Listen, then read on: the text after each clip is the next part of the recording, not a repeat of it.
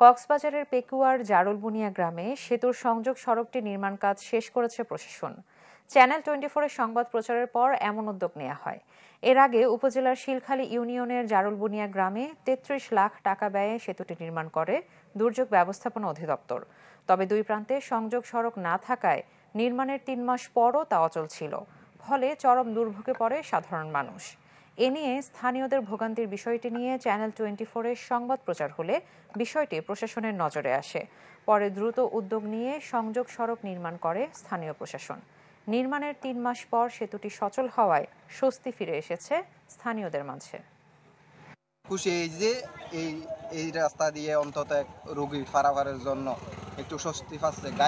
গাড়ি এই পাশ থেকে এই পাশে যাওয়ার জন্য যে দুর্ভোগ পড়তে হতো তা হয়তো আমাদের কাছ থেকে চিরদিনের জন্য চলে গেছে। নিউজে আমাদের এই রাস্তার দুরবস্থার কথা খবর প্রচার হওয়ার পর থেকেই কাজটা তাড়াতাড়ি দ্রুতভাবে সম্পন্ন হয়েছে, যার জন্য আমরা চ্যানেল 24-এর যারা কাজ করতেছেন এবং যারা রিপোর্টার আছেন তাদেরকে অসংখ্য ধন্যবাদ জানাই। আমাদের এই রাস্তার দুর্ভোগের চিত্র তুলে ধরে বিভিন্ন জায়গায় প্রচার করছে। এই জন্য আমাদের এই রাস্তার দ্রুত কাজ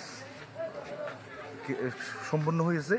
সেজন্য আবারও অসংখ্য ধন্যবাদ জানাচ্ছি চ্যানেল 24-কে।